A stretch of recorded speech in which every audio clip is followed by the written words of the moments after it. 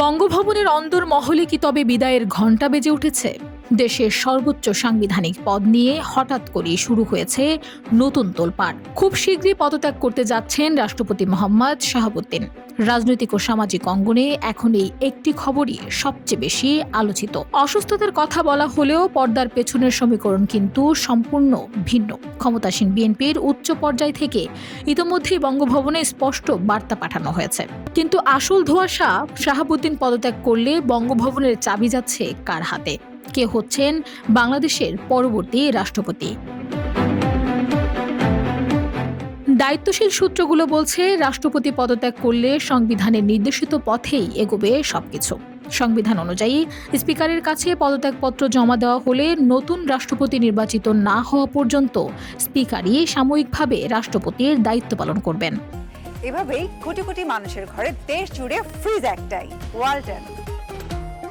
বঙ্গভবনের ঘনিষ্ঠ সূত্র জানাচ্ছে, রাষ্ট্রপতি নিজে নাকি ইতিমধ্যেই তার কর্মীদের প্রশাসনিক প্রস্তুতি নেওয়ার ইঙ্গিত দিয়েছেন। পদত্যাগের পর তিনি কিছুদিন বিশ্রামে থাকবেন এবং চিকিৎসার জন্য বিদেশেও যেতে পারেন।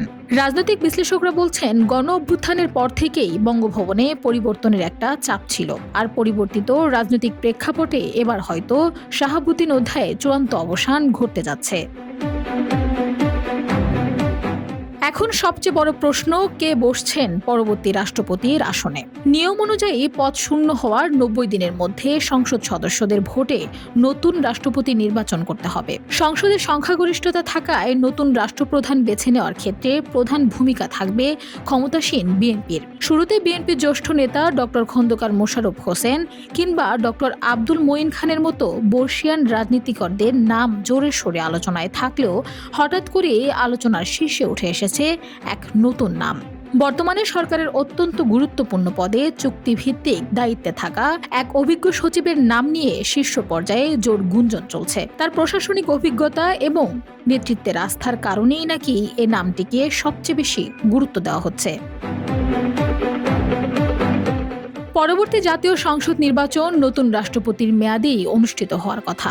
ফলে আগামী দিনে রাজনৈতিক স্থিতিশীলতা রক্ষা এবং সরকারের সঙ্গে সমন্বয় রেখে কাজ করতে পারেন এমন গ্রহণযোগ্য কাউকেই এই পদে বসানো হতে পারে। সব মিলিয়ে বঙ্গভবনের এই সম্ভাব্য পরিবর্তন দেশের রাজনীতিতে নতুন এক অধ্যায়ের সূচনা করতে যাচ্ছে।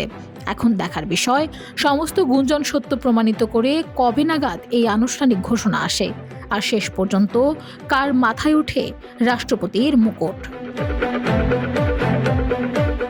Desk report, Bangladesh bulletin.